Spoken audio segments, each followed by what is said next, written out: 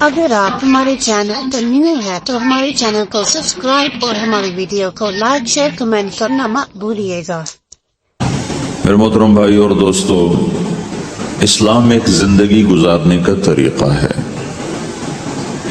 صرف چند عبادات کا نام اسلام نہیں، یہ پوری ایک زندگی ہے۔ اور اس زندگی کو سکھانے کے لیے، چونکہ انسان پیدائشی طور پہ جاہل پیدا ہوتا ہے، اسے کچھ نہیں آتا، اسے سیکھنا پڑتا، اور جو سیکھتا ہے باہر سے سیکھتا ہے، سیکھا سکھایا نہیں پیدا ہوتا۔ کسی بچے کو آپ جنگل میں چھوڑ دو اور کوئی اس سے ملے نہیں تو وہ گونگا ہوگا، کچھ نہیں بول سکے۔ لیکن آپ چڑیا کے بچے کو تنہا چھوڑ دو، کوئی چڑیا اس سے ملاقات نہ کرے تو وہ اپنی زبان ہی بولے گا، اپنی زبان میں بولے گا۔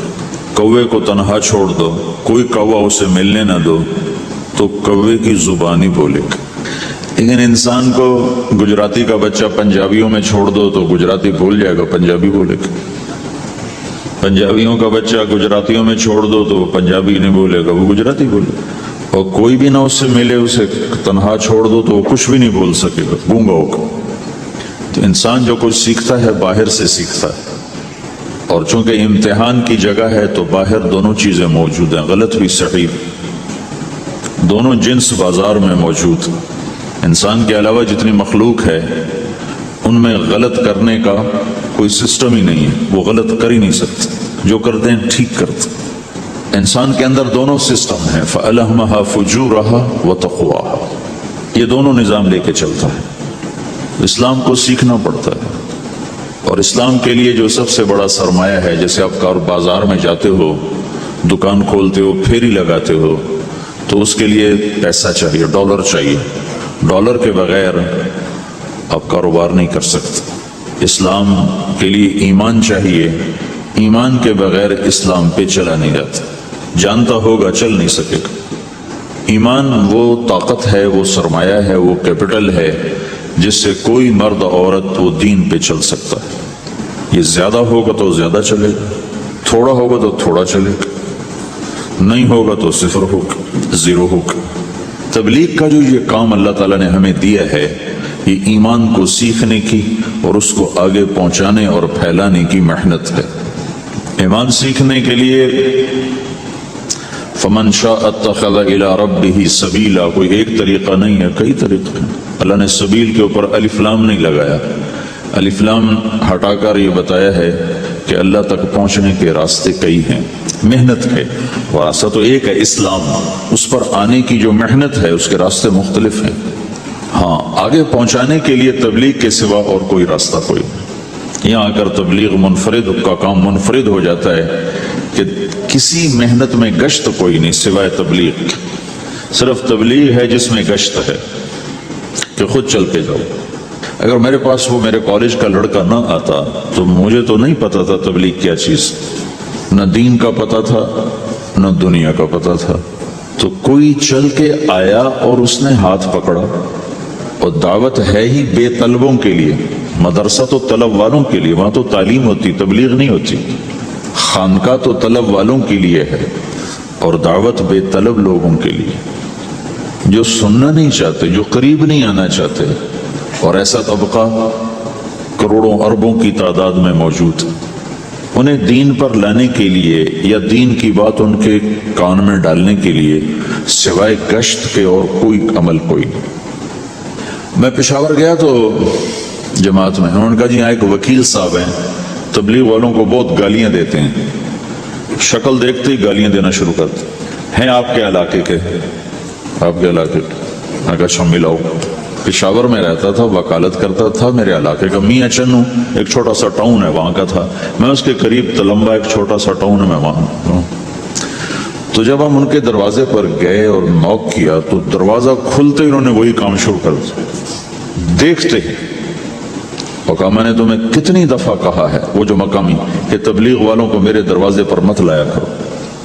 تو اب بتاؤ، میں اگر یہ تبلیغ کے رگڑے نہ لگے ہوتے تو میں تو دو تھپڑ اس کے منہ پہ مارتا، یا مفتی صاحب کی طرف فتویٰ سناتا تو اسلام سے خارج ہو گیا، توبہ کر۔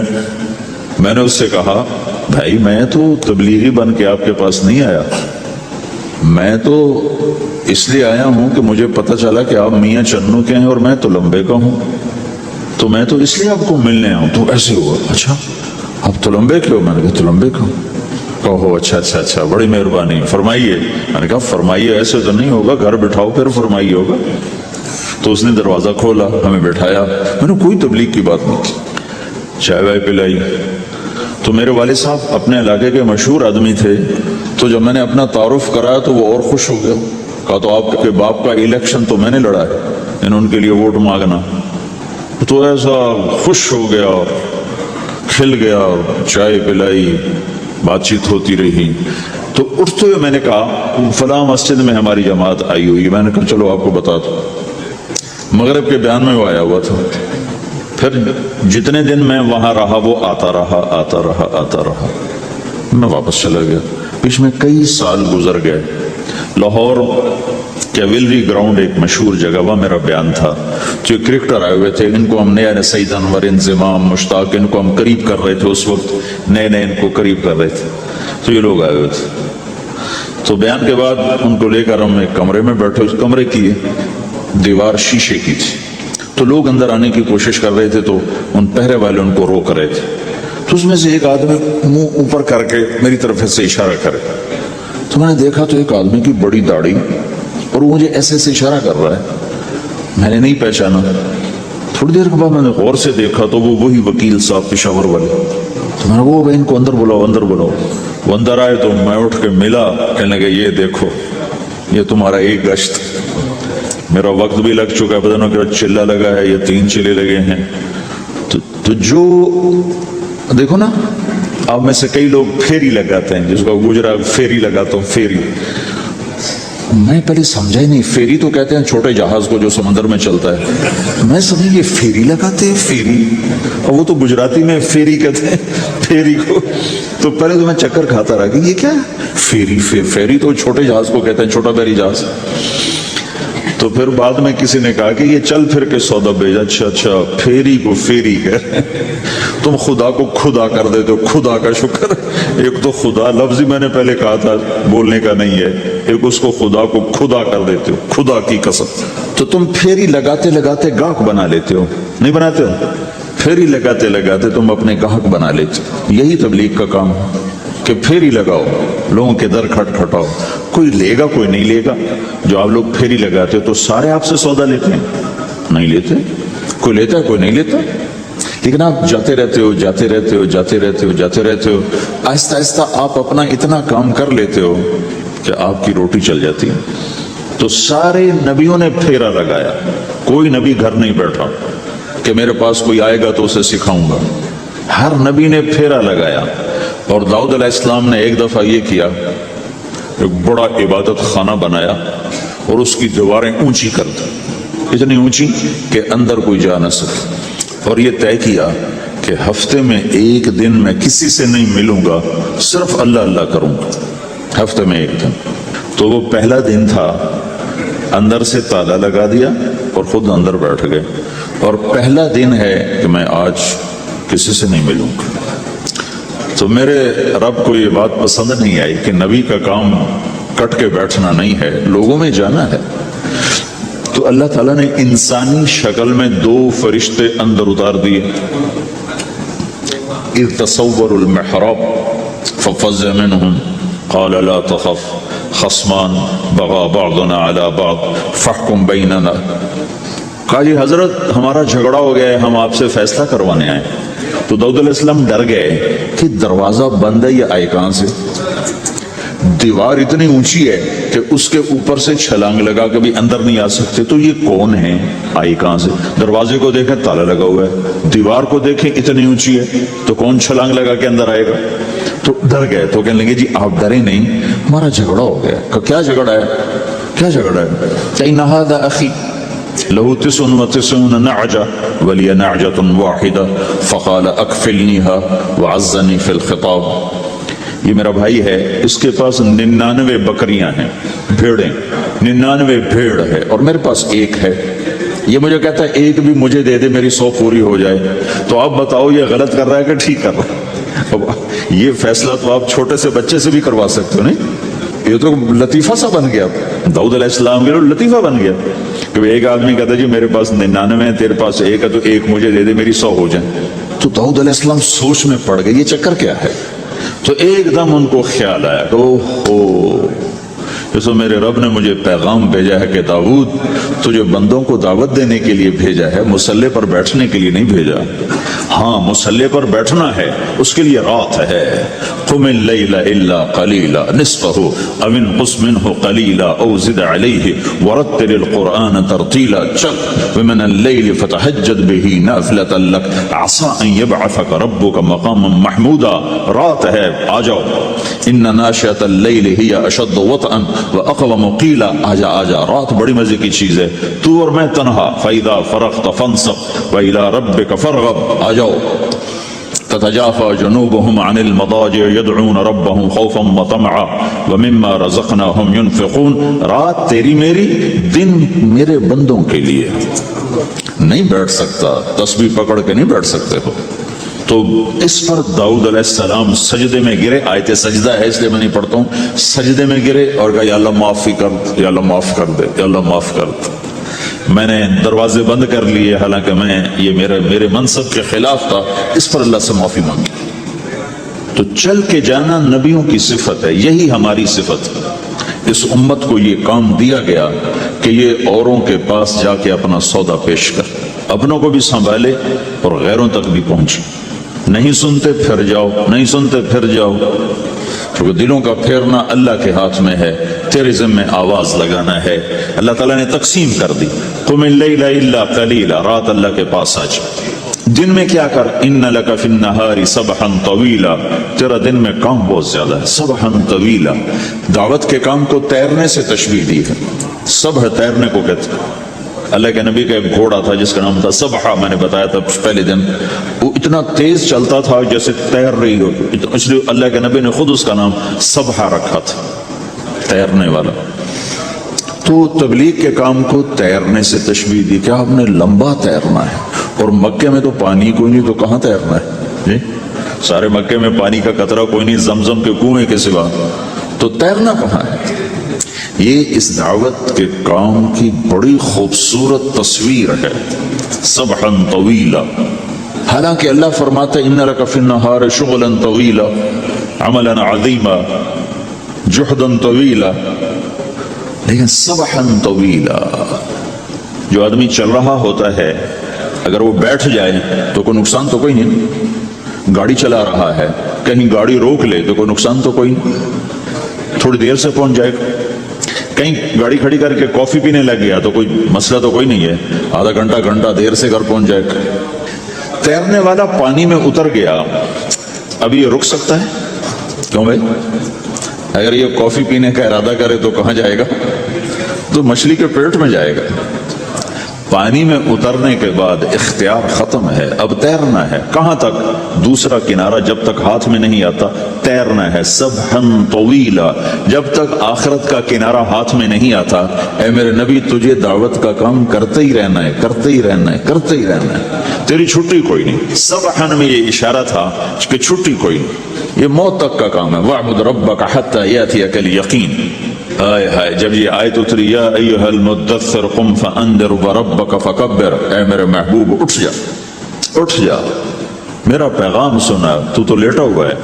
تو اس پر آپ نے کہا خدیجہ انقطع ایام النوم والراحہ، میرے آرام کے دن چلے گئے، میرے سونے کے دن چلے گئے، میرے رب نے مجھے کہا ہے اٹھ جا اور میرا پیغام سنا۔ تو اس وقت تو کوئی جاننے والا نہیں تھا، تو پہلے آپ چپ کے بات فرما رہے تھے، پھر اللہ نے کہا کھل کے کہہ، تو پھر آپ نے کہا میں خدیجہ میں کس کو کہوں، میری کون سنے گا، من ادعو من یستجیب۔ تو حضرت خدیجہ نے عرض کی یا رسول اللہ آپ دعوت دینے میں پہل کریں، میں لبیک کہنے میں پہل کرتی ہوں۔ تو بھائیو دعوت ہمارا سرمایہ ہے، دعوت سے ایمان بنتا ہے، ایمان سے عمل بنتا ہے۔ تو اگر آپ اس دعوت میں حرکت کرتے رہو گے، ان لک فی النہار سبحا طویلا، کل میں نے اس پر تھوڑی تفصیل سے بات کر دی تھی، آج میں اس سے اگلی بات کرنا چاہتا ہوں، لیکن اس کو بار بار سننا اس لیے ضروری ہے کہ آدمی بڑی جلدی بھول جاتا ہے، اور نفع سامنے نہ ہو تو اس کے لیے قدم اٹھانا، مال لگانا مشکل ہو جاتا ہے۔ آپ پھیری بھی تو لگاتے ہو، تو شام کو پیسہ ہاتھ میں آتا ہے تو تھکاوٹ چلی جاتی۔ میں نے ایک شخص سے کہا تھوڑا تبلیغ میں وقت دے دو بھائی، کہا جی مجھے گولیاں لگی تھیں تو اس کے بعد میرے بدن میں درد ہوتا ہے تو میں ٹائم نہیں دے سکتا، لیکن میں اسے دیکھتا تھا وہ صبح سے شام تک اپنی دکان پہ کھڑا ہوتا تھا، کھڑا ہو کے کام کرتا تھا۔ تو ایک دن میں نے اس سے پوچھا یہ تو دکان پہ کھڑا ہوتا ہے، اس کا درد تمہیں نہیں ہوتا؟ تبلیغ میں تو اتنی مشقت نہیں ہے۔ وہ کہنے لگا جی درد بہت ہوتا ہے، لیکن میں جب شام کو پیسے گنتا ہوں تو سارا درد چلا جاتا ہے، سارا درد چلا جاتا ہے۔ تو اب آپ تبلیغ میں 3 دن کے لیے گئے تو کچھ لگا کے آتے ہو، ہاتھ میں تو کچھ بھی نہیں ہوتا، اور چلے کے لیے جاؤ تو کچھ لگتا ہے، ہاتھ میں تو کچھ بھی نہیں آتا۔ 4 مہینے کے لیے جاؤ تو کچھ لگتا ہے، ہاتھ میں تو کچھ بھی نہیں آتا۔ تو وہ جذبہ پیدا نہیں ہوتا لگانے کا، تھکنے کا، تھکانے کا، جیسے دنیا میں پیدا ہوتا ہے کہ اس کی واپسی نظر آ رہی ہوتی۔ تو اس لیے بار بار ضرورت ہے اس کو سننے اور سنانے کی کہ اللہ نے اس امت کو یہ منصب دیا ہے، کنتم خیر امت اخرجت للناس، تم سب سے بہترین امت ہو، تمہیں نکالا گیا ہے۔ کیا کرتے ہو؟ تأمرون بالمعروف وتنہون عن المنکر وتؤمنون باللہ، بھلائی کی بات کرتے ہو، برائی سے روکتے ہو، صلہ مجھ سے لیتے ہو، تؤمنون باللہ، صلہ مجھ سے لیتے ہو، اللہ پہ ایمان لاتے ہو۔ کل بھی میں نے کہا تھا کہ ہر مسلمان کے ذمہ دعوت ہے، عمل کرے یا نہ کرے۔ آج پھر اس کو دہرا رہا ہوں کہ عمل کرے یا نہ کرے، اوروں کو دعوت دینا ہر مسلمان کے ذمہ ہے۔ اللہ تعالیٰ نے بنو اسرائیل کے بارے میں کہا میری تم پہ لعنت ہے، لعن الذین کفروا من بنی اسرائیل علی لسان داود و عیسیٰ ابن مریم، اے داود، اے عیسیٰ، ان پر لعنت بھیجو۔ کتنا سخت اللہ کا فرمان ہے۔ اچھا کیوں؟ کس لیے؟ اللہ نے دو جرم بتائے، ذَلِكَ بِمَا عَصَوْا وَكَانُوا يَعْتَدُونَ، یہ بہت نافرمان ہو چکے ہیں، بہت نافرمان ہو چکے ہیں۔ ایک اس کی وجہ سے ان پر اللہ کی لعنت۔ دوسرا کیا ہے؟ كَانُوا لَا يَتَنَاهَوْنَ عَنْ مُنْكَرٍ فَعَلُوهُ، جو گناہ خود کر رہے ہوتے ہیں اس سے اوروں کو نہیں روکتے۔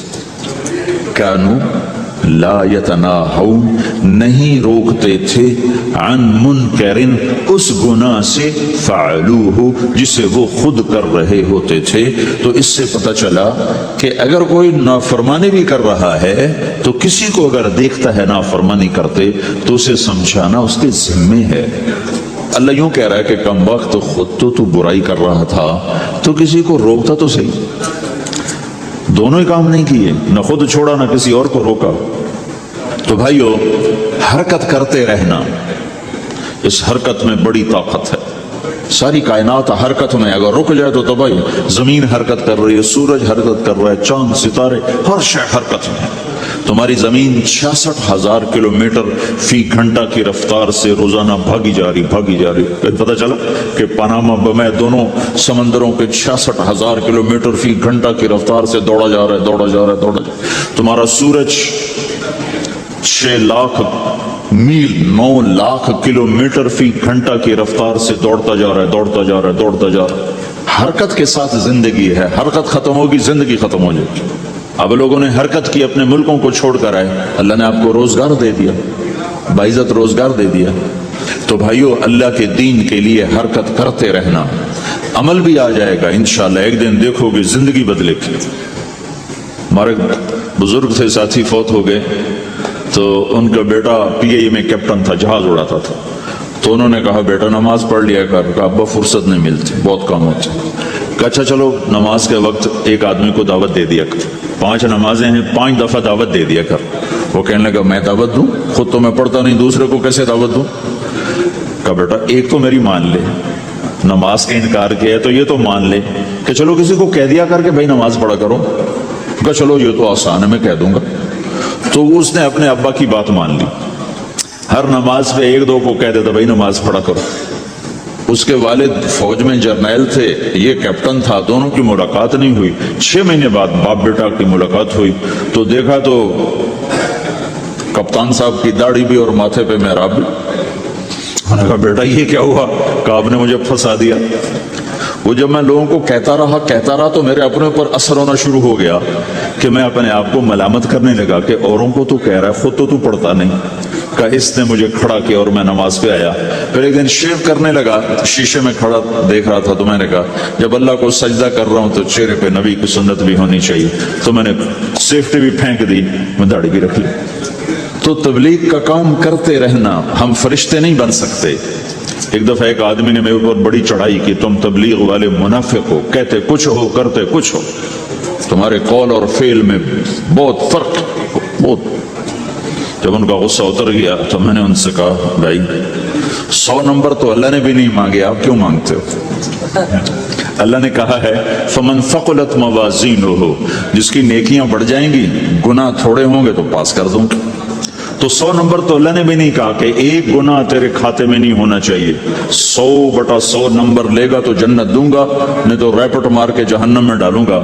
تو 100 نمبر تو اللہ بھی نہیں مانگتا، اسے پتا ہے میرا بندہ کمزور ہے، کبھی گناہ کرے گا کبھی نیکی کرے گا۔ تو وہ کہتا ہے جس کے پاس 51 نیکیاں ہوئیں اور 50 گناہ ہوئے تولوں گا تو 51 جھک جائیں گے نا، 50 معاف۔ مثال دے رہا ہوں، ہمارے علاقے میں ایک زمیندار تھے، وہ ذکر بھی بہت کرتے تھے، گالیاں بھی بہت دیتے، ادھر سبحان اللہ تیرے فلانے الحمدللہ کے ساتھ ایک پھکڑ تولتے تھے، ساری زندگی وہ ایسا ہی کرتے رہے۔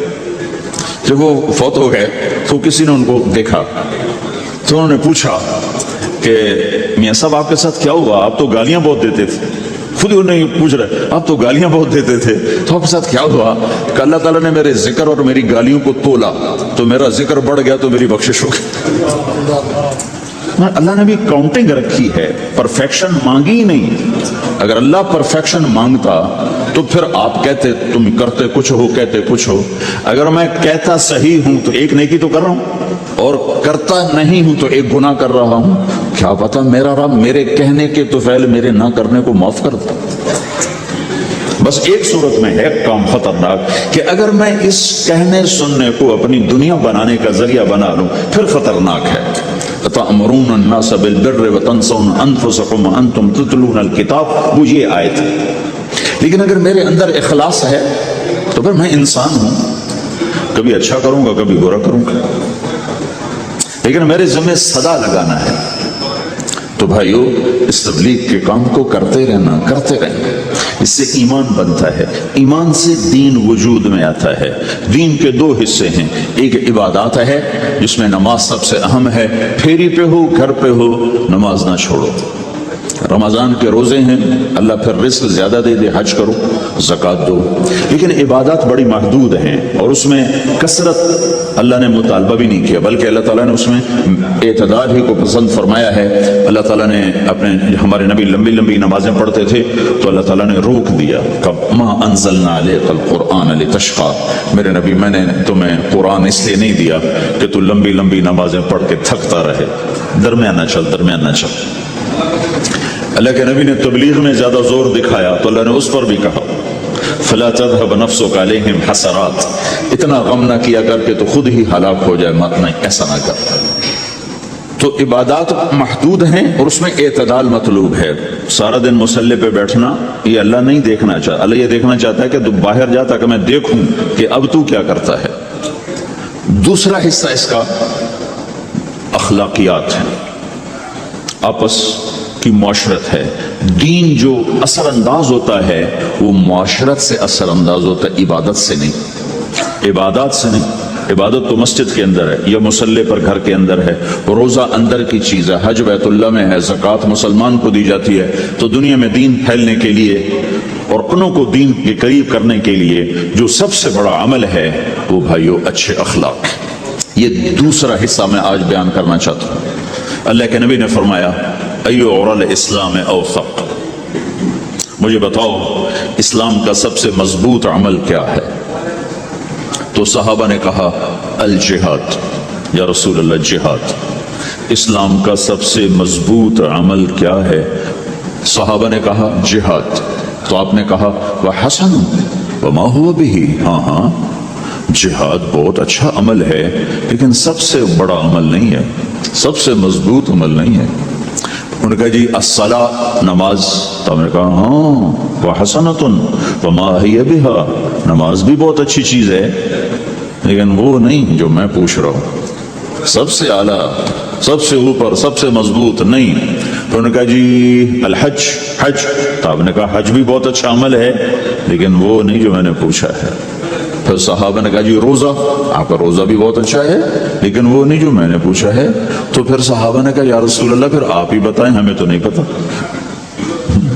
तो हमारे नबी इबादत से ऊपर ला रहे हैं, अपने साथियों को इबादत पे कायम कर दिया। हर आदमी नमाजी बन चुका है, हर आदमी रोजेदार बन चुका है, हर आदमी मालदार ज़कात देने वाला बन चुका है, और हर आदमी हज का जज्बा पैदा कर चुका है। अब आप उनको अखलाक पे लाना चाहते हैं, क्योंकि इस्लाम की तकमील अखलाक से है। इस्लाम को तशबीह दी गई है घर के साथ, बुनियल इस्लाम अला खम्सिन, तो बुनिया का लफ्ज इमारत पर बोला जाता है।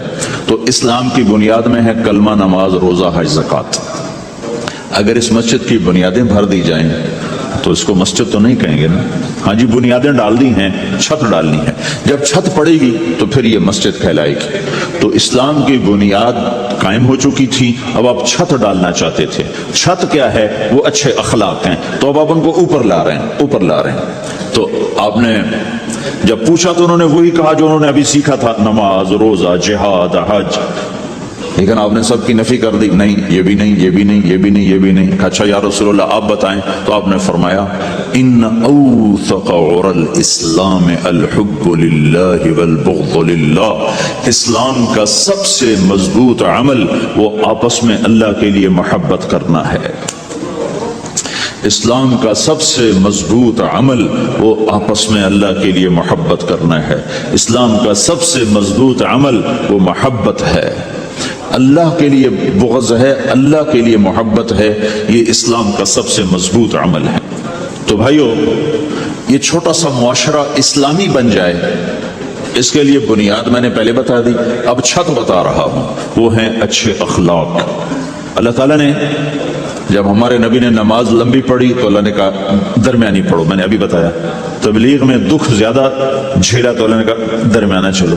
लेकिन जब अल्लाह के नबी ने अखलाक बुलंद किए, अखलाक, तो इस पर भी अल्लाह ताला फरमाता मेरे नबी जरा इतना नरम ना हो, थोड़ा सा सख्ती दिखा, आंखें दिखा, थोड़ा शोशा कर।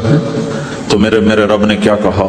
वाह, मेरे रब ने आपके अखलाक की जैसी तारीफ की है, आपके किसी अमल की ऐसी तारीफ नहीं की। नमाज को कहा मुतदिल, एतदाल, दावत को कहा एतदाल, और अखलाक को क्या कहा? इन्नका लअला खुलुकिन अज़ीम। और उसको ताकत पहुंचाई कसम उठा के, नून पर कसम उठाई कलम की जो इल्म का जरिया है, वल कलम वमा यस्तुरून, मुझे कसम है कलम और उसकी तहरीर की। मा अंत बिनिअमत रब्बक बिमजनून व इन्न लक लअजरन गैर ममनून। इन दो आयतों को छोड़कर अगली जो आयत आ रही, व इन्नका लअला खुलुकिन अज़ीम, ऐ मेरे महबूब मैं कसम उठाता हूँ कलम और उसकी तहरीर की, तेरे अखलाक बड़े आली शान है। ये नहीं कहा तेरे अखलाक बड़े आली हैं, इन्नका लअला, अला, अला का यहाँ बहुत अजीम शान किरदार है। अला ये बता रहा है कि ए मेरे नबी, जितने अखलाक तसव्वुर किए जा सकते हैं वो सब तेरे ताबे हो चुके हैं, तो उन पे सवार हो चुका है, तो उन पे छा चुका है। अला छा जाने के लिए होता है कि तमाम अखलाक तेरे गुलाम हो चुके हैं। एक दफा आपने फरमाया अच्छे अखलाक 360 किस्म, 360 किस्म, 360 सिफात का मजमुआ अच्छे अखलाक। कोई एक सिफत किसी को मिल गई तो जन्नत में चला जाएगा। तो अबू बकर रज़ी अल्लाह अन्हु सामने बैठे थे, कहने लगे या रसूलल्लाह अफी यमिनहा शै, उन 360 में कोई मेरे अंदर भी कुछ है? तो आपने कहा तेरे अंदर सारे का सारा, कोई कमी कोई नहीं, पूरे। ये आपने और किसी को नहीं कहा, सिर्फ आपने ये अबू बकर से फरमाया कि अबू बकर तेरे अंदर पूरे अखलाक 360। तो भाइयों, आपस की मोहब्बत और अच्छे अखलाक ये इस्लाम का सबसे चोटी का सबक है, सबसे आला दर्जे का सबक। अब एक हदीस में جو حدیث جبریل کہلاتی ہے، وہ انسانی شکل میں آ کر پوچھتے ہیں یا رسول اللہ اسلام کیا ہے؟ تو آپ کہتے ہیں کلمہ، نماز، روزہ، حج، زکوٰۃ، یہ اسلام ہے۔ یہی سوال اب آخری حج کا موقع آ چکا ہے، اب اسلام 9 سال آگے، 10 سال آگے جا چکا ہے اور اس کی شکل مکمل ہو چکی ہے۔ تو عمر بن عبسہ رضی اللہ تعالیٰ عنہ یہ آخری حج کے موقع پر آپ سے ملتے ہیں اور آ کر آپ سے پوچھتے ہیں یا رسول اللہ مل اسلام؟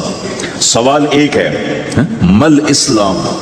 شروع میں مدینے کے داخلے کے شروع میں جبریل انسانی شکل میں آتے ہیں اور کہتے ہیں مل اسلام، اسلام کیا ہے؟ تو آپ کہتے ہیں کلمہ، نماز، روزہ، حج، زکوٰۃ۔ اب یہی سوال 10 سال کے بعد یا 9 سال کے بعد عمر بن عبسہ کہتے ہیں یا رسول اللہ مل اسلام؟ اسلام کیا ہے؟ تو اب جواب سنو، آپ نے فرمایا اطعام الطعام وطیب الکلام، میٹھا بول بولنا اور کھانا کھلانا۔ کسی سے میٹھا بول بولنا کتنا عظیم ہے میرے اللہ کی بارگاہ میں کہ آپ نے فرمایا ابتسامک فی وجہ اخیک صدقہ، تو اگر کسی مسلمان کو ہنس کے مل لے تو یہ بھی تیرے لیے صدقے کا ثواب، صدقہ لکھا جائے گا۔ جبریل کہتے ہیں یا رسول اللہ مل ایمان؟ ایمان کیا ہے؟ تو آپ فرماتے ہیں اللہ کو ماننا، فرشتوں کو ماننا، نبیوں کو ماننا، کتابوں کو ماننا، تقدیر کو ماننا، موت کے بعد کی زندگی کا اقرار کرنا، ان تؤمن باللہ وملائکتہ وکتبہ ورسلہ وبالبعث بعد الموت۔ یہ ہے ابتدائی جواب۔ اب یہی سوال عمر بن عبسہ کرتے ہیں 9 سال کے بعد یا رسول اللہ مل ایمان؟ ایمان کیا ہے؟ تو آپ نے فرمایا الصبر والسماحہ، صبر کرنا، معاف کرنا۔ سوال ایک ہے، جواب 2 ہیں۔ کیوں کہ جگہ اور نوعیت بدل چکی ہے۔ ابتدائے اسلام ہے تو عبادات بتائی جا رہی ہیں، انتہائی اسلام ہے تو اخلاق بتائے جا رہے ہیں کہ اے عمر ایمان کیا ہے؟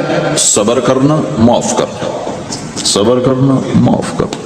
تو بھائیو جو ہمارا معاشرہ بنے گا اسلامی، گھر میں باہر، وہ بنے گا اچھے اخلاق سے، عبادت سے نہیں، علم سے نہیں، تبلیغ سے نہیں، وہ بنے گا اچھے اخلاق سے، میٹھے بول بولنے سے، درگزر کرنے سے، معاف کرنے سے، سہ جانے سے، اور بازار میں سچائی۔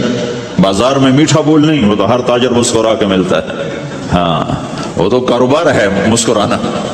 سچا بول، الصدق ینجی والکذب یہلک، میرے نبی نے فرمایا سچ نجات دیتا ہے، وہ جھوٹ ہلاک کر دیتا ہے۔ تو بازار کے اخلاق ہیں صحیح بولنا، صحیح تولنا، دھوکہ نہ دینا۔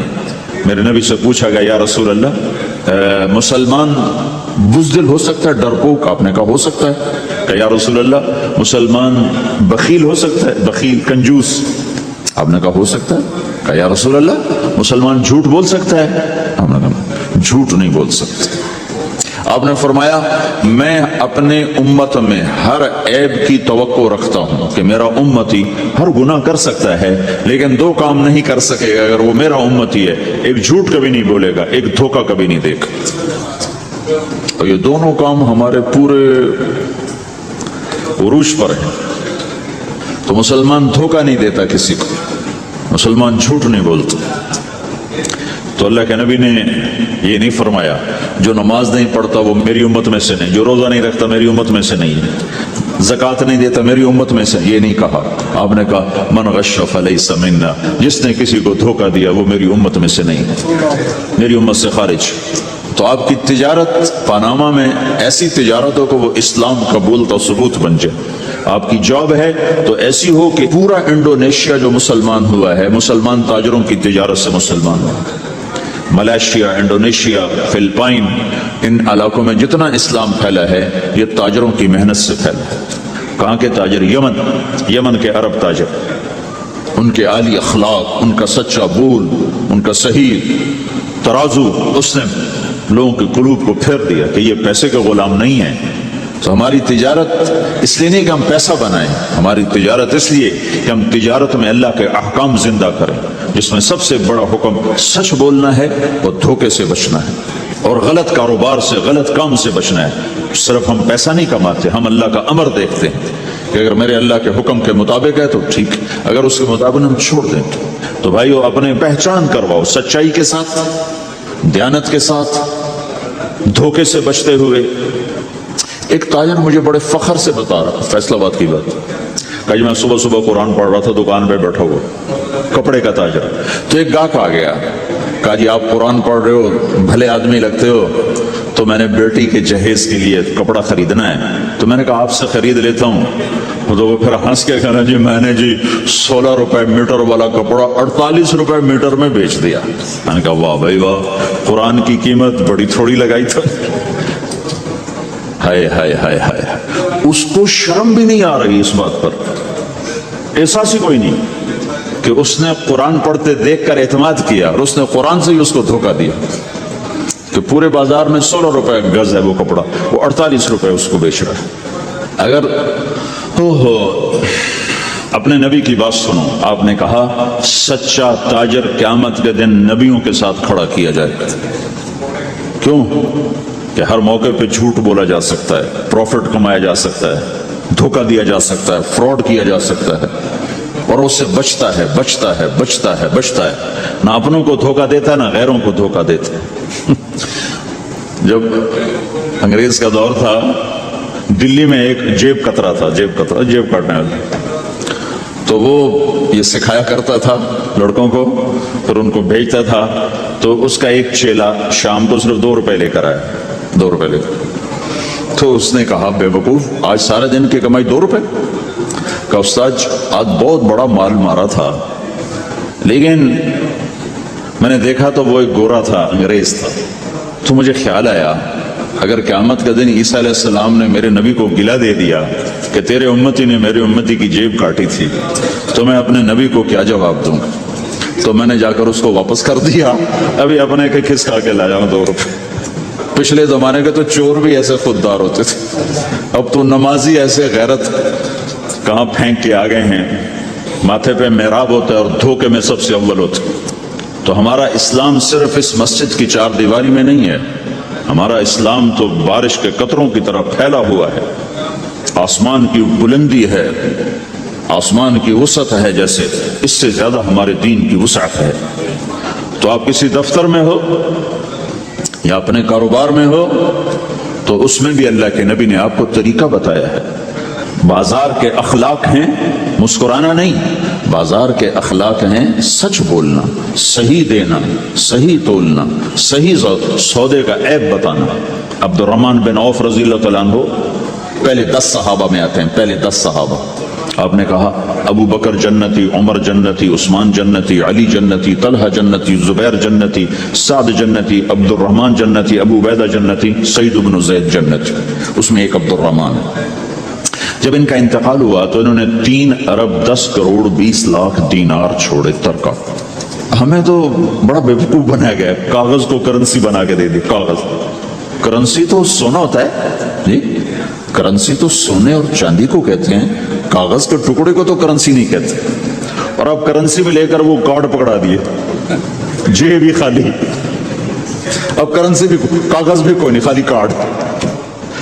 اس کو کیا کہتے ہیں کارڈ کو؟ Credit card, credit card. وہ ساری دنیا کو بیوقوف بنائے ہوئے، یا تو کاغذ پکڑائے ہوئے ہیں یا کارڈ پکڑا، کاغذ بھی اب واپس لے لیا، اب کارڈ پکڑا دیا۔ اور عبد الرحمن بن عوف نے جو پیسے چھوڑے وہ کاغذ نہیں تھے، کاغذ کی کیا حیثیت؟ پاکستان میں روز چھپ رہے ہیں، کاغذ کی کیا حیثیت؟ 3 ارب 10 کروڑ 20 لاکھ دینار سونے کے، اور ایک سکہ دینار اس وقت 4.5 ماشے کا ہوتا تھا۔ اب اس کو ملٹی پلائی کرو اور پورا پاناما خرید لیں اس پیسوں سے۔ اور وہ ٹاپ لسٹ کے 10 10 صحابہ میں سے ایک، وہ فرماتے تھے میری تجارت کا یہ اصول رہا کہ میں نے کبھی ادھار نہیں خریدا، نہ کبھی ادھار بیچا، نہ کبھی ادھار خریدا۔ جو خریدے بھی ادھار اور بیچے بھی ادھار، اسے نیند کہاں آئے گی؟ دینے والے دیتے نہیں، لینے والے سر پہ کھڑے ہوتے، انہیں نہ بیوی اچھی لگتی نہ بچے اچھے لگتے، وہ گھر میں بیٹھ کے بھی گھر میں نہیں ہوتے۔ تو آپ نے فرمایا نہ میں نے کبھی ادھار خریدا نہ کبھی ادھار بیچا، نقد خریدا نقد بیچا۔ دوسرا میرا اصول یہ رہا کہ میں نے کبھی سٹاک نہیں کیا، جب مجھے پروفٹ ملا میں نے فوراً بیچ دیا، انتظار نہیں کیا 1 ہفتے بعد بیچوں گا ریٹ بڑھ جائے گا، جس دن مجھے پروفٹ ملا 1 پیسہ بھی ملا تو میں نے فوراً بیچ دیا۔ तीसरा उसूल ये था कि मेरे सौदे में कोई कमी या ऐब होता तो मैं उसे छुपाता नहीं था, जाहिर करता था, इसमें ये कमी है भाई, लेना तो ले लो, नहीं लेना तो छोड़ दो। हमारी तो तिजारत भी जन्नत का रास्ता है। अगर आप हमारे मदीने के लोग जिम्मेदारा करते थे, मक्का के लोग तिजारत करते थे, शेयर कमेंट करना मत उनकी ज़राअत और तिजारत दीन के फैलने का जरिया बन गई।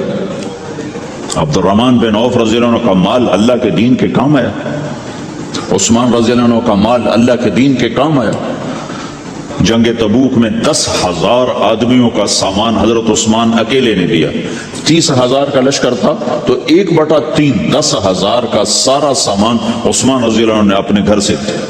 और वो दीनार लाके पेश किए ना, तो अल्लाह के नबी वो दीनार लेकर यूं कर रहे थे, ऐसे ऐसे कर रहे थे, मा अला उस्मान अल्लाह यामल बाद उस्मान, आज के बाद तो कुछ ना कर, जन्नत वाजिब हो गई तेरे। तो भाइयों, हमारा दीन सिर्फ हमें इबादत नहीं बताता, बाजार की जिंदगी बताता है कि मुसलमान बाजार में कैसे होता है। किसी के यहाँ मुलाजिम है तो उसकी नौकरी कैसी होती है, उसकी दयानत कैसी होती है, उसका बोल कैसा होता है। वो पैसे पे कुर्बान नहीं होता, वो पैसे को ईमान पे कुर्बान करता है। तो आपकी तिजारत भी दीन के फैलने का जरिया बनेगी। आहा, सिर्फ नमाज से गुनाह माफ नहीं होते। मुस्लिम शरीफ की रिवायत है, मन अमसा कालन बेअमल यदिही अमसा मगफूरन लहू, जो सुबह से शाम तक रोजी कमाते कमाते हलाल हलाल हलाल हलाल, झूठ वाली नहीं, खोट वाली नहीं, खयानत वाली नहीं, हराम चीज नहीं। हराम चीज का बेचना भी हराम है, खरीदना भी हराम है, उसका प्रॉफिट भी हराम है। जिस घर में हराम पैसा जाएगा वहां सुख कभी नहीं आएगा। चीजें आ जाएंगी, चैन निकल जाएगा। 1960 की दहाई में एक पाकिस्तान का अफसर था, उसने 1960 में लोगों के पास 100 रुपए मुश्किल से होते थे, उसने उस जमाने में करोड़ों रुपए जमा किए रिश्वत से, बहुत बड़ी पोस्ट पर थे। जब वो मर गया, एक दिन उसका बेटा कह रहा था, काश हमारा बाप हमारे लिए हराम इकट्ठा ना करता तो कोई खुशी का दिन हम भी देख लेते। जिनके लिए जमा किया था कि मेरे बच्चे अब मजे से, मैंने खुद अपने कानों से उसको ये कहते हुए सुना कई दफा, मैं आज मर जाऊं मेरी बच्ची को किसी की परवाह नहीं कि मैंने इतना पैसा बना दिया है। तो उसी का बच्चा ये कह रहा था, काश हमारा बाप हमारे लिए हराम इकट्ठा ना करता तो हम भी कोई खुशी का दिन देख लेते। तो अल्लाह के नबी ने फरमाया, मन अमसा कालन बेअमल यदिही अमसा मगफूरन लहू, जो सुबह से शाम तक हलाल कमाने में थकता है और थक के वापस आता है तो उसके उस दिन के सारे गुनाह अल्लाह माफ फरमा देते। तो हमारा बाजार भी दीन है भाई, फिर हमारा घर भी दीन है, घर की जिंदगी दीन है। मेरे नबी ने घर की जिंदगी समझाई। आप अपने घर में झाड़ू दे रहे हैं, क़ाब क़ौसैन का टाइटल लेकर, मकाम महमूद का टाइटल लेकर, खत्म नबूवत का ताज सर पे सजाकर, नबियों की सरदारी का सेहरा बांध कर आप घर में झाड़ू दे रहे हैं, अपने कपड़े खुद धो रहे हैं। 9 बीनियां हैं, 9 अपने कपड़े खुद धो रहे हैं। कोई फट गया है खुद सी रहे हैं, जूता फट गया खुद ठीक कर रहे हैं। हजरत आयशा रजी अल्लाह अन्हा को आटा गूंदना नहीं आता था, छोटी उम्र थी तो उनको आटा गूंद के देते थे। अगर आप हमारे चैनल पर न्यू है तो हमारे चैनल को सब्सक्राइब और हमारी वीडियो को लाइक शेयर कमेंट करना मत भूलिएगा।